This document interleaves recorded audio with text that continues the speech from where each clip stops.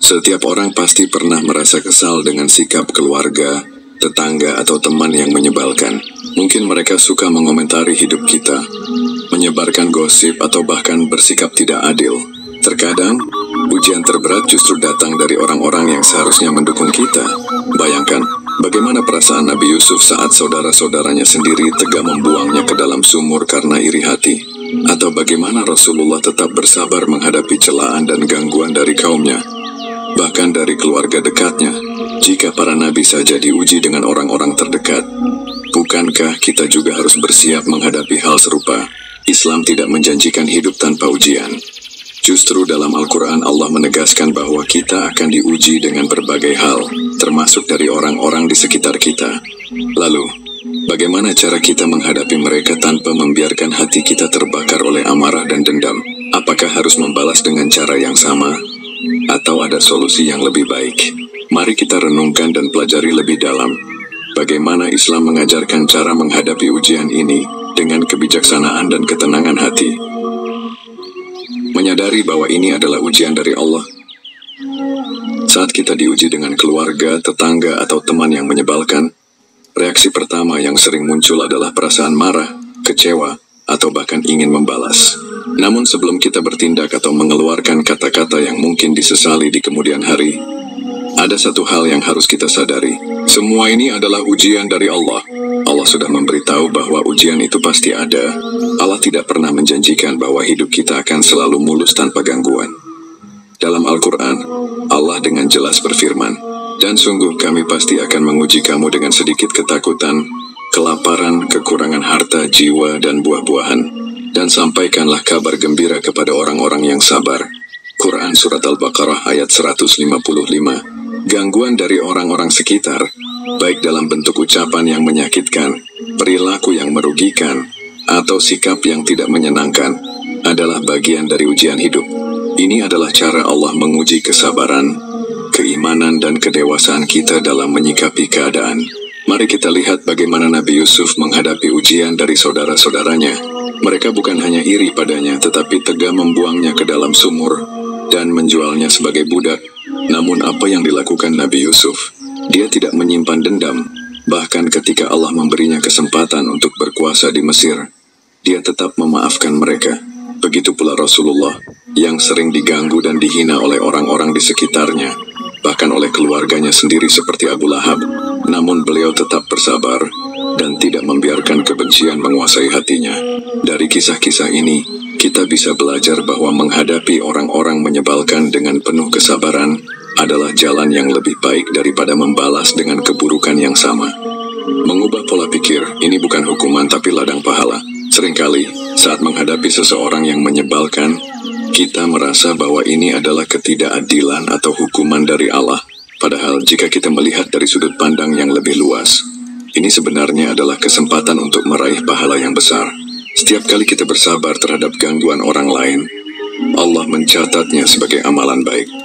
Rasulullah bersabda, "Tidaklah seorang muslim tertimpa suatu musibah, baik itu kelelahan, sakit, kekhawatiran, kesedihan, gangguan, maupun kegelisahan, hingga duri yang menusuknya, melainkan Allah akan menghapus dosa-dosanya."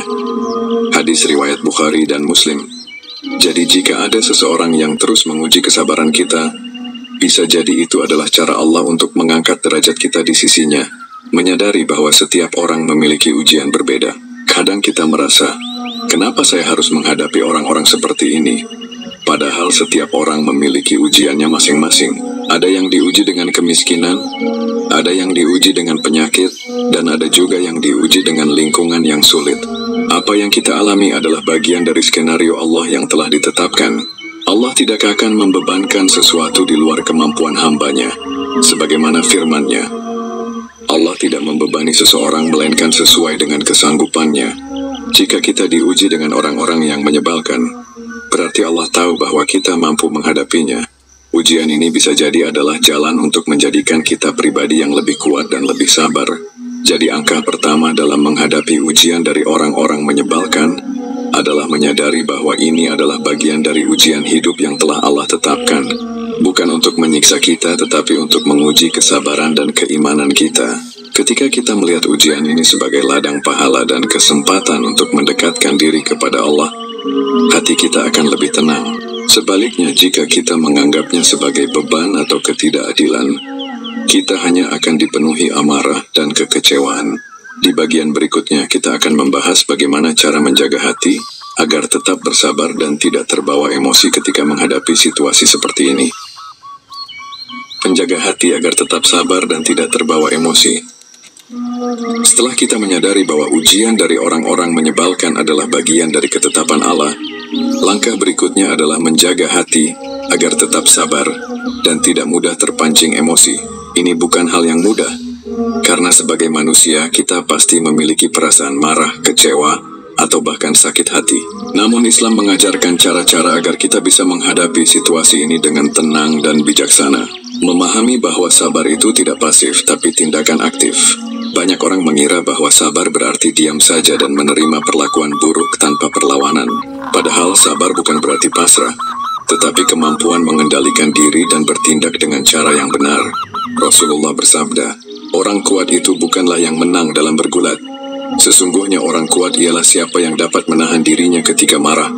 Hadis riwayat Bukhari. Sabar berarti menahan diri dari membalas dengan keburukan, berpikir sebelum bertindak, dan mencari solusi terbaik tanpa merugikan diri sendiri atau orang lain. Mengingat balasan besar bagi orang yang bersabar. Saat kita merasa emosi mulai memuncak, cobalah ingat bahwa setiap kesabaran yang kita tahan akan diganjar pahala yang besar. Dalam Al-Quran, Allah berfirman, sesungguhnya hanya orang-orang yang bersabarlah yang dicukupkan pahala mereka tanpa batas. Quran Surat Az-Zumar ayat 10. Bayangkan jika setiap kata menyakitkan yang kita tahan, setiap gangguan yang kita sabari, dan setiap rasa kecewa yang kita telan menjadi ladang pahala yang tanpa batas. Dengan pemikiran seperti ini, kita akan lebih mudah menenangkan diri dan menahan emosi. Mengontrol emosi dengan mengubah perspektif. Seringkali, kemarahan muncul karena kita merasa disakiti, dihina, atau diperlakukan tidak adil. Namun jika kita mengubah cara pandang, kita bisa lebih mudah mengendalikan emosi. Misalnya saat ada teman yang terus-menerus menyindir atau menyakiti kita, cobalah berpikir, bisa jadi dia memiliki masalah dalam hidupnya yang membuatnya bersikap seperti itu. Bisa jadi ini adalah cara Allah mengajarkan kita untuk lebih kuat dan sabar. Bisa jadi Allah sedang menjauhkan kita dari keburukan yang tidak kita sadari. Dengan mengubah perspektif, kita tidak lagi melihat mereka sebagai musuh, tetapi sebagai bagian dari ujian yang harus kita hadapi dengan bijaksana, menghindari konfrontasi yang tidak perlu. Salah satu cara menjaga hati agar tetap sabar adalah dengan tidak memperkeruh suasana. Jika kita tahu bahwa berdebat atau melawan hanya akan memperburuk keadaan, lebih baik kita menghindarinya. Rasulullah mengajarkan, aku menjamin sebuah rumah di surga bagi orang yang meninggalkan perdebatan, meskipun ia berada di pihak yang benar. Hadis riwayat Abu Dawud. Kadang, diam lebih baik daripada berbicara hanya untuk membalas atau membuktikan bahwa kita benar. Jika kita bisa menahan diri dari konfrontasi yang tidak perlu, hati kita akan lebih tenang.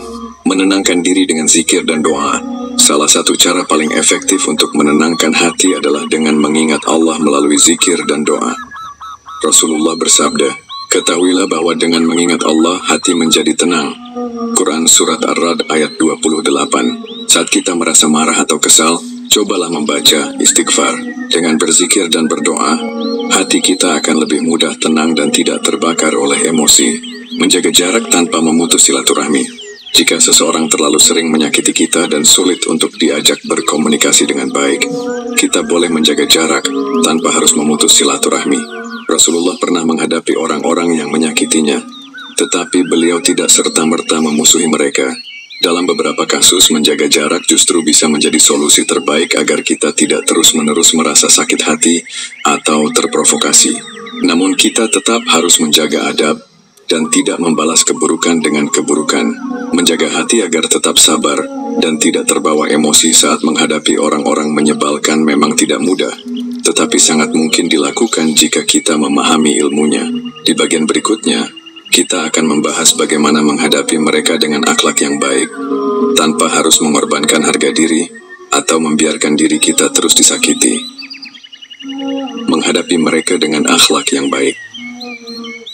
Setelah memahami bahwa gangguan dari orang-orang sekitar adalah ujian dari Allah, dan belajar menjaga hati agar tetap sabar, langkah berikutnya adalah menghadapi mereka dengan akhlak yang baik.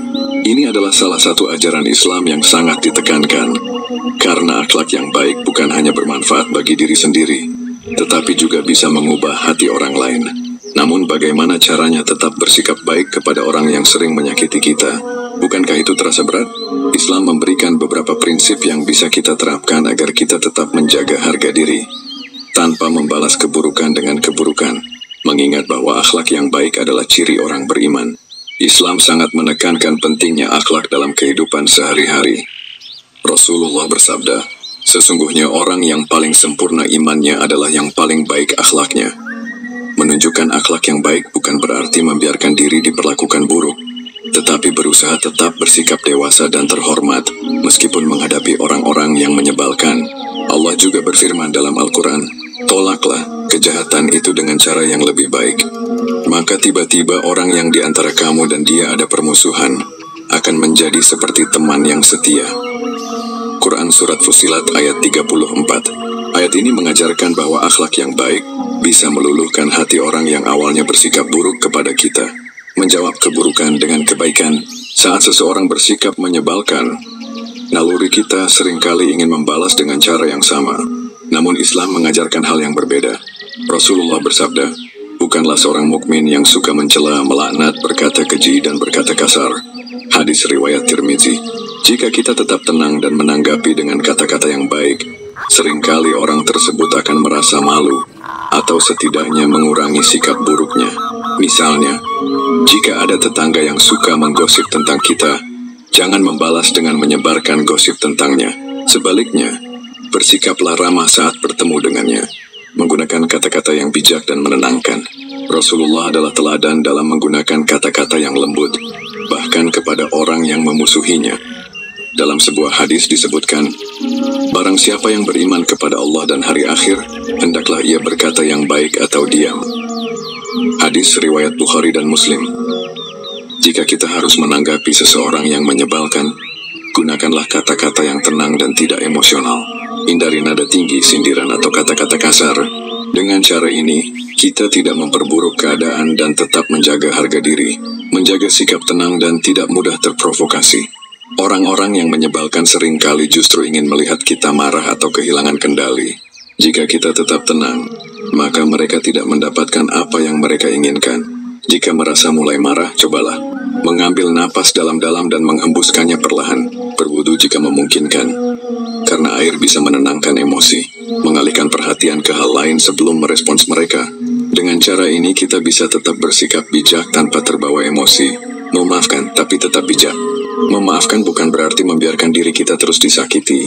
Islam memang menganjurkan untuk memaafkan, tetapi bukan berarti kita harus terus-menerus menerima perlakuan buruk. Allah berfirman, dan balasan suatu kejahatan adalah kejahatan yang setimpal. Tetapi barang siapa memaafkan dan berbuat baik, maka pahalanya atas tanggungan Allah. Quran Surat Asy-Syura ayat 40. Jika memungkinkan, berikan maaf kepada mereka, tetapi tetaplah bersikap bijak. Jika seseorang sering menyakiti kita, kita bisa menjaga jarak tanpa harus membenci atau mendendam. Menjadi contoh kebaikan. Terkadang, cara terbaik untuk menghadapi orang-orang menyebalkan adalah dengan menjadi contoh kebaikan bagi mereka. Jika kita tetap bersikap baik, lambat laun mereka mungkin akan menyadari kesalahan mereka dan berubah. Misalnya, jika tetangga sering bersikap kasar, tetaplah bersikap ramah dan membantu saat mereka membutuhkan. Jika ada teman kerja yang suka mencari kesalahan kita, tetaplah profesional dan tidak terlibat dalam intrik. Jika ada anggota keluarga yang sulit diajak berkomunikasi, cobalah bersikap lebih sabar dan tidak mudah tersinggung. Sikap kita bisa menjadi cerminan ajaran Islam yang sebenarnya. Dan siapa tahu, orang-orang yang awalnya menyebalkan justru berubah menjadi lebih baik karena melihat teladan dari kita. Menghadapi orang-orang menyebalkan dengan akhlak yang baik bukan berarti membiarkan diri diinjak-injak, tetapi menunjukkan bahwa kita lebih dewasa dan lebih kuat dalam mengendalikan diri. Di bagian selanjutnya, kita akan membahas bagaimana membatasi interaksi dengan mereka tanpa harus memutus silaturahmi, agar kita tetap bisa menjaga ketenangan hati tanpa melanggar ajaran Islam. Membatasi interaksi tanpa memutus silaturahmi. Terkadang, ada orang yang terus-menerus menyakiti kita dengan perkataan atau perbuatan mereka. Setelah kita berusaha sabar, menjaga akhlak, dan merespons dengan kebaikan, tetapi mereka tetap saja menyebalkan. Apa yang harus kita lakukan? Islam mengajarkan keseimbangan antara menjaga hubungan baik dan melindungi diri dari hal-hal yang merusak kedamaian hati. Dalam situasi seperti ini, membatasi interaksi bisa menjadi solusi. Tetapi dengan tetap menjaga nilai-nilai silaturahmi, memahami batasan dalam silaturahmi, banyak orang salah paham bahwa menjaga silaturahmi berarti harus selalu dekat dengan semua orang, termasuk mereka yang merugikan kita. Padahal Islam tidak mewajibkan kita untuk berteman dekat dengan semua orang, tetapi hanya melarang kita memutus hubungan secara total. Rasulullah bersabda, tidak halal bagi seorang muslim untuk mendiamkan saudaranya lebih dari 3 hari. Mereka bertemu lalu saling berpaling. Yang terbaik di antara mereka adalah yang pertama memberi salam. Hadis riwayat Bukhari dan Muslim. Hadis ini menunjukkan bahwa meskipun ada masalah, kita tetap harus menjaga hubungan minimal, seperti memberi salam atau menjawab sapaan. Namun kita tidak diwajibkan untuk terus berinteraksi intens dengan orang yang sering menyakiti kita. Menjaga jarak dengan cara yang bijak. Jika seseorang terus-menerus menyakiti kita, maka menjaga jarak bisa menjadi cara terbaik untuk melindungi hati kita. Namun caranya harus tetap bijak agar tidak menimbulkan konflik baru.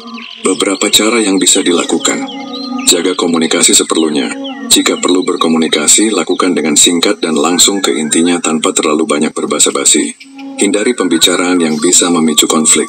Jika sudah tahu bahwa berbicara terlalu lama dengan mereka hanya akan menimbulkan masalah, lebih baik batasi percakapan pada hal-hal penting saja. Menjaga jarak ini bukan berarti membenci, tetapi lebih kepada melindungi diri dari interaksi yang hanya membawa energi negatif.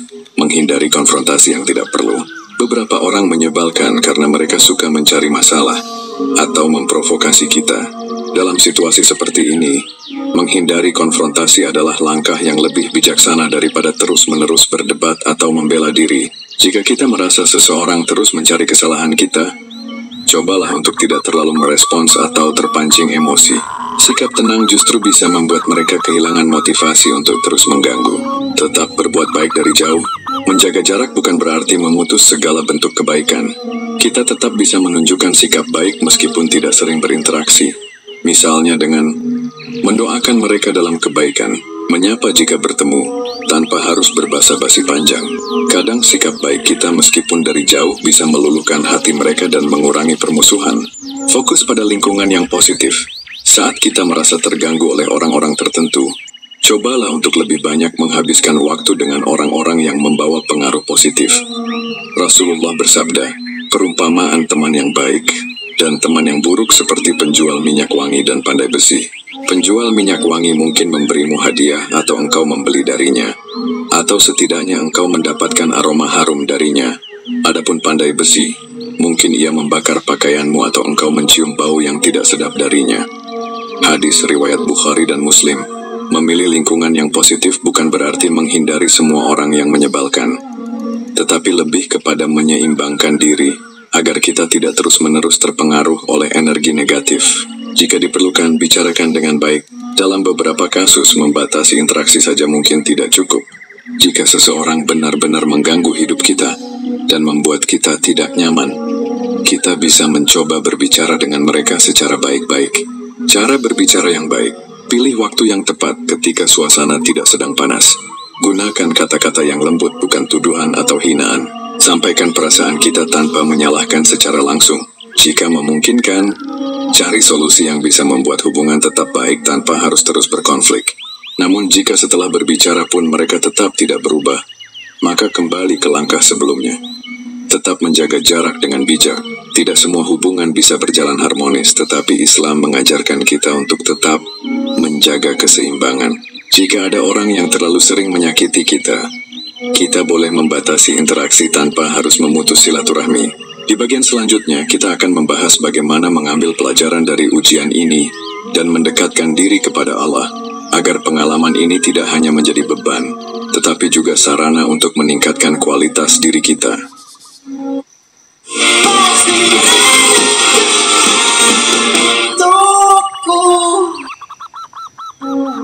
Mengambil pelajaran dari ujian dan mendekatkan diri kepada Allah.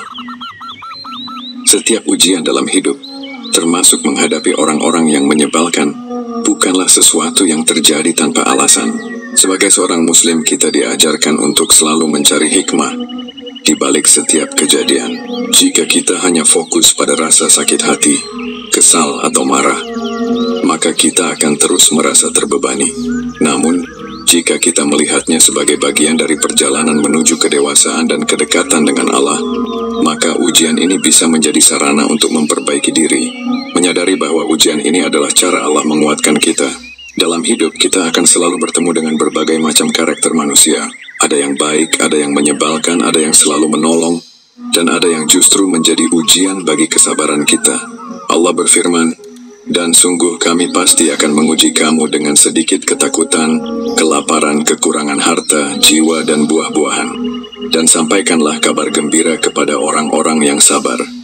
Quran Surat Al-Baqarah ayat 155. Setiap interaksi yang kita jalani bisa menjadi ujian untuk melihat sejauh mana kita bisa mengendalikan diri. Apakah kita tetap tenang atau justru ikut terbawa emosi? Jika kita bisa melewatinya dengan baik, maka kita telah naik satu tingkat dalam perjalanan keimanan kita.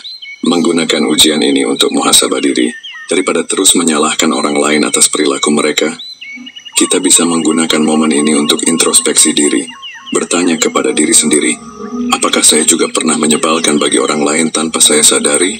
Apakah ini cara Allah mengajarkan saya untuk lebih memahami perasaan orang lain? Apakah ada sifat dalam diri saya yang harus diperbaiki agar saya lebih bijaksana dalam berinteraksi? Seringkali, ujian dari orang lain adalah cerminan dari sesuatu yang perlu kita perbaiki dalam diri kita sendiri. Bisa jadi Allah sedang mengajarkan kita untuk lebih sabar, lebih ikhlas atau lebih rendah hati, meningkatkan kualitas doa dan ibadah. Tidak ada yang bisa memberikan ketenangan sejati selain Allah. Ketika hati kita lelah menghadapi orang-orang menyebalkan, cara terbaik untuk menenangkan diri adalah dengan mendekatkan diri kepadanya. Beberapa amalan yang bisa kita lakukan untuk mendapatkan ketenangan hati: perbanyak zikir, membaca subhanallah, alhamdulillah, dan Allahu Akbar. Bisa membantu hati lebih tenang. Sholat tahajud. Waktu malam adalah saat terbaik untuk mencurahkan segala keluh kesah kepada Allah. Berdoa untuk ketenangan hati. Dengan memperbanyak ibadah, kita akan lebih mudah menghadapi segala ujian dengan kesabaran dan ketenangan. Mengambil pelajaran untuk kehidupan yang lebih baik. Setiap pengalaman dalam hidup bisa menjadi pelajaran berharga jika kita mau belajar darinya. Jika kita telah melalui berbagai tantangan dalam berinteraksi dengan orang lain, kita bisa menggunakan pengalaman itu untuk menjadi pribadi yang lebih baik. Pelajaran yang bisa kita ambil: belajar membedakan mana orang yang layak untuk diberi perhatian dan mana yang lebih baik dijaga jaraknya. Belajar mengendalikan emosi dan tidak mudah terpancing oleh provokasi orang lain. Belajar untuk tetap berbuat baik, tetapi juga tahu kapan harus membatasi interaksi demi kesehatan mental. Belajar bahwa kita tidak bisa mengubah semua orang, tetapi kita bisa mengubah cara kita merespons mereka. Dengan memahami hal ini, kita akan lebih siap menghadapi berbagai jenis orang di masa depan tanpa harus selalu merasa terbebani. Menjadikan kesabaran sebagai kunci keberkahan hidup. Dalam Islam, kesabaran adalah salah satu sifat yang paling tinggi nilainya. Kesabaran bukan hanya berguna untuk menghadapi orang-orang menyebalkan, tetapi juga dalam berbagai aspek kehidupan lainnya.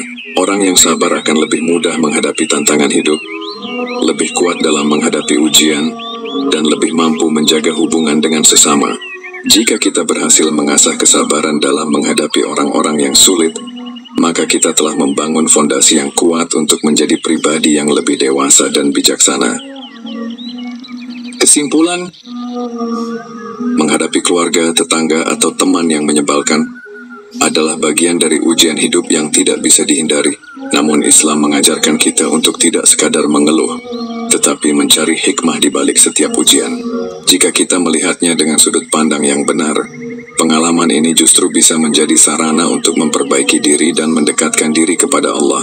Gunakan momen ini untuk introspeksi diri agar kita bisa menjadi pribadi yang lebih baik. Dekatkan diri kepada Allah melalui doa dan ibadah, karena hanya dengan mengingatnya hati akan tenang. Ambil pelajaran dari pengalaman ini agar kita bisa lebih bijak dalam menghadapi orang lain di masa depan. Jadikan kesabaran sebagai kunci keberkahan hidup, karena orang yang sabar akan mendapatkan balasan yang lebih baik dari Allah. Pada akhirnya, Yang bisa kita kendalikan bukanlah sikap orang lain, tetapi bagaimana kita meresponsnya.